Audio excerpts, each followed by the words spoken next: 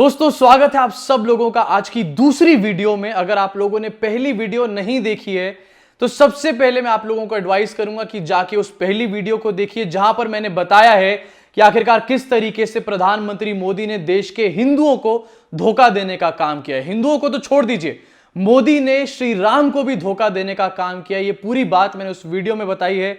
तो अगर आप लोगों ने वो वीडियो मिस कर दी है तो जाकर आई बटन पे क्लिक करिए या नीचे मेरे चैनल पे डायरेक्टली चले जाइए, वो वीडियो आपको देखने को मिल जाएगी।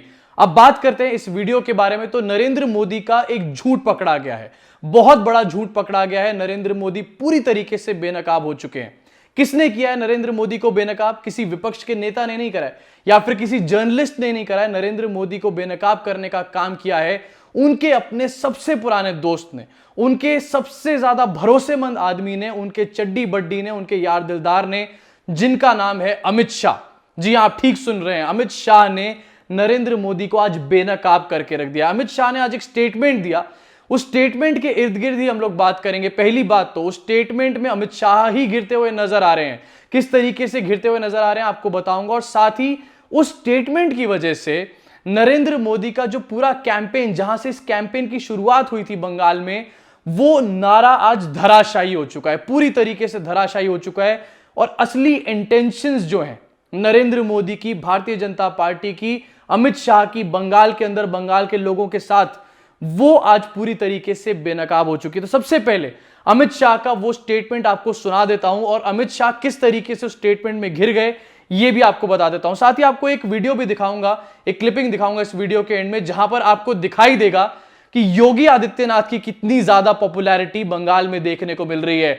आप लोग समझ सकते हैं जब मैं पॉपुलैरिटी बोल रहा हूं तो आखिरकार किस टाइप की पॉपुलैरिटी की मैं बात कर रहा हूं। तो आपको एक वीडियो दिखाऊंगा जहां खाली कुर्सियां पड़ी हैं, योगी आदित्यनाथ बेचारे चढ़े हुए हैं मंच के ऊपर और बकबक करने का काम कर रहे हैं और सामने कुर्सियां खाली पड़ी हैं।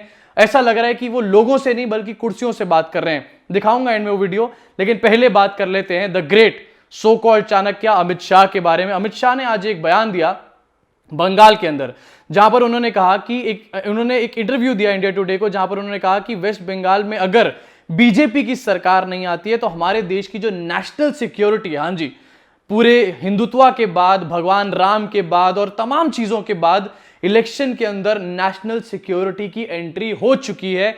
मुबारक हो आप लोगों को। तो अगर बंगाल में बीजेपी की सरकार नहीं आई तो देश की नेशनल सिक्योरिटी जो है वो खतरे में आ जाएगी। आज एकदम से नेशनल सिक्योरिटी जो है बंगाल से खतरे में आ जाएगी। अब आपको बताता हूं आखिरकार कि यह बयान अपने आप में कितना बड़ा झूठा बयान है और किस तरीके से इसमें अमित शाह घिरते हुए नजर आ रहे हैं। अमित शाह ऐसा कह रहे हैं कि उनके अंडर नेशनल सिक्योरिटी जो है वो रिस्क पे नहीं है, कोई भी तरीके का थ्रेट नहीं है हमारे को, बहुत बढ़िया नेशनल सिक्योरिटी के फ्रंट पे काम किया जा रहा है। ये आपको बताने की कोशिश अमित शाह यहां पर कर रहे हैं। लेकिन दूसरी तरफ आज की ही एक खबर आपके सामने रखना चाहूंगा। द हिंदू की एक खबर है जहां पर छपा है, India seeks quick solution to remaining friction points along LAC. ये बात हमारे देश के सरकार ने आज बोली है, फॉरेन मिनिस्ट्री ने आज बोली है कि बहुत सारे ऐसे पॉइंट्स हैं जहां पर अभी भी चाइनीज आर्मी अंदर घुसी हुई है, अंदर बैठी हुई है। दिप्सांग के इलाके में अंदर बैठी हुई है, हॉट स्प्रिंग्स के इलाके में अंदर बैठी हुई है और ईस्ट लद्दाख के बहुत सारे इलाके ऐसे हैं जहां पर से अभी भी चाइना की आर्मी वापस नहीं गई है। दूसरी तरफ अमित शाह ये कह रहे हैं कि अगर हमारे को वोट नहीं करा तो नेशनल सिक्योरिटी जो है वो खतरे में आ जाएगी। अरे आपको वोट करके कौन सी नेशनल सिक्योरिटी बहुत अच्छी हो गई हमारे देश की जो आपको वोट ना करके नेशनल सिक्योरिटी खतरे में आ जाएगी? यह खबर अपने आप में अमित शाह के इस बयान की धज्जियां उड़ा करके रख देता है और यह भी बता देता है साथ में आपको कि पिछले 8 महीने से, 8 से 9 महीने से किस तरीके से आपको बेवकूफ बनाया जा रहा है, किस तरीके से आपको झूठ बताया जा रहा है, आपको असली कहानी बताई नहीं जा रही। इनफैक्ट सुब्रमण्यम स्वामी थोड़े दिन पहले बार बार ट्वीट्स कर रहे थे, उनके ट्वीट्स के बारे में किसी ने चर्चा नहीं करी। गोदी मीडिया के किसी एंकर ने उनका नाम तक नहीं लिया क्योंकि वो बार बार देवसांग का नाम ले रहे थे, वो बार बार हॉट स्प्रिंग्स का नाम ले रहे थे, वो बार बार ईस्ट लद्दाख का नाम ले रहे थे और चाइनीज आर्मी का भी नाम ले रहे थे। वो बातें, उनकी सारी बातें सच थी। आज देश की सरकार ने निकलकर अपने बयान में यह चीज साबित कर दी है और अमित शाह की भी बातें किस तरीके से झूठ है इस बयान से हमारे सामने आ जाता है। यह खबर का लिंक मैं आपको नीचे डिस्क्रिप्शन में दे दूंगा और अमित शाह का वो बयान जिसमें सबसे पहले तो खुद ही घिर चुके हैं, अब अमित शाह के घिरने वाली कहानी तो मैंने आपको बता दी, एक साइड इसको रख दीजिए। अब मैं आपको बताना चाहता हूं, बताऊंगा आपको दूसरी कहानी भी, लेकिन बीच में आपको बताना चाहता हूं कि आखिरकार रैली में किस किस तरीके के और किस किस लेवल के गंदे और छिछोरेपन पे हमारे देश के सुप्रीम लीडर्स उतर चुके हैं। जी हां, सुप्रीम लीडर्स, हमारे देश के प्रधानमंत्री मोदी, जो कि देश के प्रधानमंत्री है, शायद वो भूल जाते हैं इस बात को बार बार। आज उन्होंने एक ऐसा बयान दिया है असम के अंदर जाके, जिसको सुनने के बाद अगर उसकी इंटरनेशनली चर्चा करी जाए ना, तो इससे ज्यादा बेइज्जती हमारी किसी भी चीज पर नहीं होगी। आज प्रधानमंत्री ने असम में जाकर एक रैली करी, असम के तामुलपुर में। यह बात जाके प्रधानमंत्री मोदी ने बोली कि सेक्युलरिज्म और कम्युनिज्म के खेल से देश को बड़ा नुकसान हुआ है। सेक्युलरिज्म का खेल, सेक्युलरिज्म वो शब्द है जो हमारे देश के कॉन्स्टिट्यूशन में लिखा हुआ है, कॉन्स्टिट्यूशन के प्रियम्बल में लिखा हुआ है। वो शब्द है जिसकी वजह से हमारा देश ऑलरेडी चल रहा है, उसको प्रधानमंत्री कह रहे हैं कि उसकी वजह से देश का नुकसान हुआ है। आखिरकार किस चीज की तरफ इशारा करना चाह रहे हैं प्रधानमंत्री यहां पे? क्या प्रधानमंत्री ये कहना चाह रहे हैं कि सेक्युलरिज्म को, क्योंकि उसकी वजह से नुकसान हो रहा है, तो सेक्युलरिज्म को खत्म कर देंगे? क्योंकि बातों से तो उनकी कुछ ऐसा ही लग रहा है। कौन सा प्रधानमंत्री इस टाइप की बातें करता होगा यार? मुझे लगता है कि कोई छोटा मोटा नेता या मंत्री भी नहीं करेगा ऐसी बातें, जिस तरीके की बात आज प्रधानमंत्री मोदी ने असम के अंदर रैली में ही बोल डाली। मतलब वोट पाने के लिए क्या आप कुछ भी कर दोगे क्या? देश का संविधान बदल दोगे क्या? मतलब मैं जानता हूं कि आपके अंदर से आपकी आत्मा कहती है रोज रोज कि देश के संविधान को बदलना है, हमारे देश के संविधान को खत्म करना है। संविधान वगैरह में आप मानते नहीं हो, सिर्फ और सिर्फ दिखावा करते हो इस चीज का। लेकिन कम से कम इस चीज को रैली पे खड़े होकर तो मत बोलो। इस चीज की इंटरनेशनल मीडिया में चर्चा होगी, आपकी वजह से हमारे देश की बेइज्जती होगी।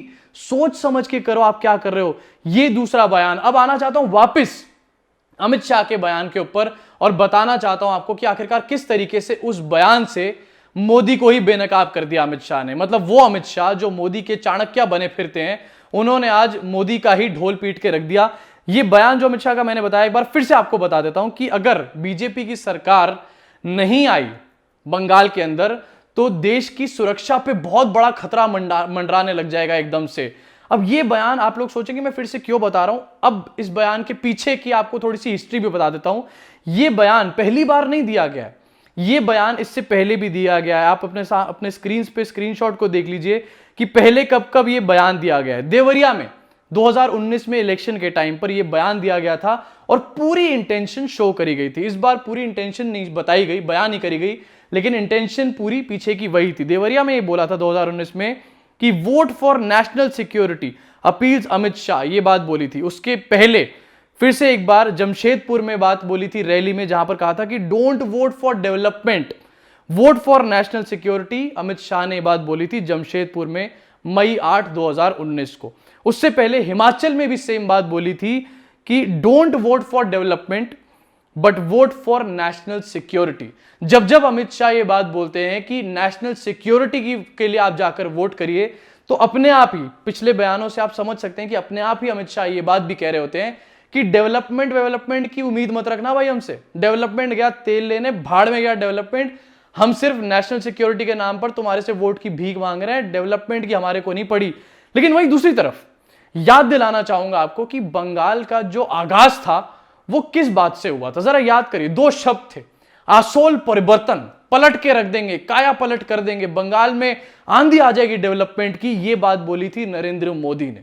आज उस आसोल परिवर्तन से बढ़ते बढ़ते पहले हम लोगों ने हिंदू मुसलमान की बातें करी, उसके बाद आज हम आ चुके हैं नेशनल सिक्योरिटी की बातों पर, और साथ ही साथ ये भी कहीं ना कहीं इस बात को याद दिला रहे हैं कि वोट मत करना डेवलपमेंट के लिए, कोई वोट मत करना, नेशनल सिक्योरिटी के लिए जाकर वोट करो। तो भाई अगर नेशनल सिक्योरिटी के लिए वोट करना था और डेवलपमेंट की बात ही नहीं थी, कथा ही नहीं थी, तो आखिरकार सबसे पहले आसोल परिवर्तन की बात बोलकर बंगाल की जनता को बेवकूफ क्यों बनाया गया?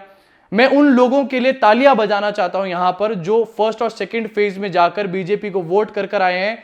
मैं उनको मुबारकबाद देना चाहूंगा, उनका बहुत बड़ा वाला कट चुका है, बुरी तरीके से कट चुका है। क्योंकि पहले तो बात करी जा रही थी परिवर्तन कर दिया जाएगा, आज बातें करी जा रही हैं कि नेशनल सिक्योरिटी, परिवर्तन वगैरह भूल जाओ भाई साहब, परिवर्तन कुछ नहीं है यहां पे। ये नरेंद्र मोदी पूरी तरीके से बेनकाब हो चुके हैं, उनका झूठ पकड़ा जा चुका है, उनकी एक्चुअल इंटेंशंस, उनकी पार्टी की एक्चुअल इंटेंशंस सामने निकल करके बाहर आ चुकी हैं। अब मैं आपको जाते जाते एक वीडियो क्लिपिंग दिखाना चाहूंगा, योगी आदित्यनाथ की वो वीडियो क्लिपिंग जहां पर वो मंच से खड़े हुए कुर्सियों से बातें कर रहे हैं। आपने अक्सर नेता देखे होंगे जो जनता से बातें करते हैं, सोशल मीडिया पे बातें करते हैं, लेकिन क्या कभी आपने कोई ऐसा नेता देखा है जो कुर्सियों से बातें करता है? नहीं देखा। आज देख लीजिए इस वीडियो के अंदर। अभी के लिए इस वीडियो में इतना ही। अब मेरा काम खत्म हो चुका है, आपका काम शुरू होता है। इसको दबा के शेयर करो यार, फ्री का है शेयर का बटन, लाइक भी कर सकते हो, वो भी फ्री का बटन है। मुलाकात होगी आप सब लोगों से अगली वीडियो में। सुभाष चंद्र बोस दिया, जिन्होंने देश की स्वाधीनता के लिए नारा दिया था कि तुम मुझे खून दो मैं तुम्हें आजादी दूंगा। ये नारा देने वाले नेता सुभाष चंद्र बोस इसी धरती पर पैदा हुए थे और मुझे तो इस बात की प्रसन्नता है कि ठाकुर अनुकूल चंद की ये पावन धरती है।